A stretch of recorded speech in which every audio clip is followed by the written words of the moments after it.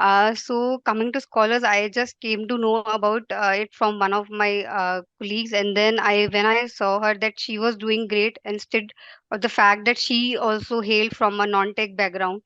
So that was one of the reasons, and the other reasons was when I saw the curriculum and the strategies which the people were following. Like there were one-to-one classes, one-to-one doubt sessions were always there.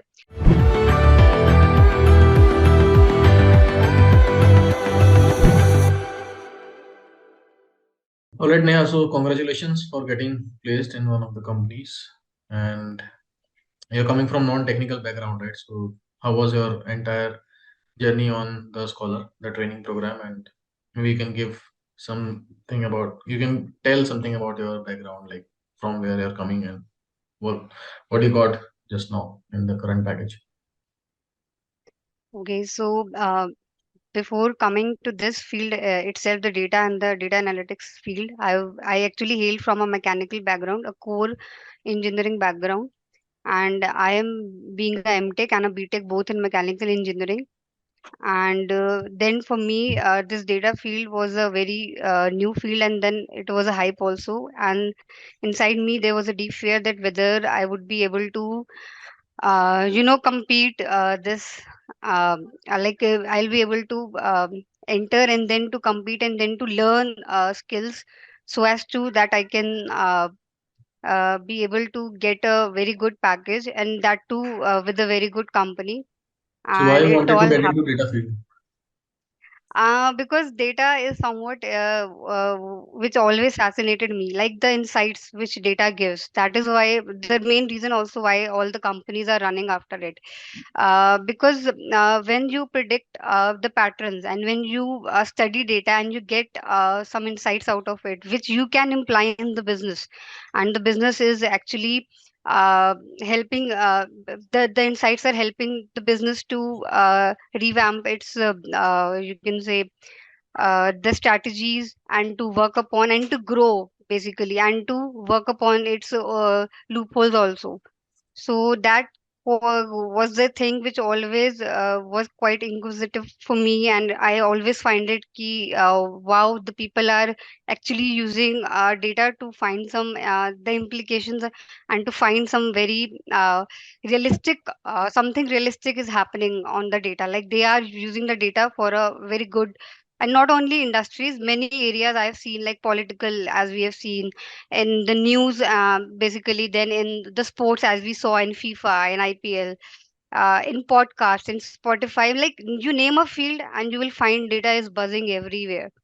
And one thing is people are taking insights from the past. That is what I've seen. And one more thing which I am seeing, and the buzz is there, is the future prediction. Like they are using the data to predict the future also. Like how even the sentiments of the customers, the companies are using them, the analysis they are doing. Similarly, the churn analysis companies are doing, and even the podcasters, as I told you, influencers, they are using the data, Instagrammers, they're using the data. So everywhere you will find, and that is in similarly in my oil and gas field from where I hail. I had been into oil and gas from past 7 years, and it really excites me to see that these people they are also using the data, and they are using the technologies like machine learning and artificial intelligence and automation to get the insights of the data, and like what all the past mistakes they have done in the projects which they can avoid, and they can reduce the lead time.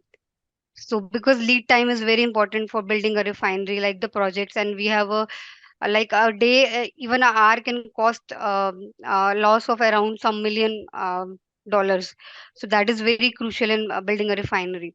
So that was also something very exciting, which urged me to get into this data thing. So and to So how learn the was your skills. experience with the scholar and the assignments, projects, the curriculum? How was that? So coming to scholars, I just came to know about it from one of my colleagues, and then when I saw her that she was doing great, instead of the fact that she also hailed from a non-tech background. So that was one of the reasons, and the other reasons was when I saw the curriculum and the strategies which the people were following. Like there were one-to-one classes, one-to-one doubt sessions were always there to ask upon, or to whether some topic is difficult, you need more time to explain that topic. So that was another thing. Then the main points, the main topics which we are actually looking into data analytics, they are being covered very well in details.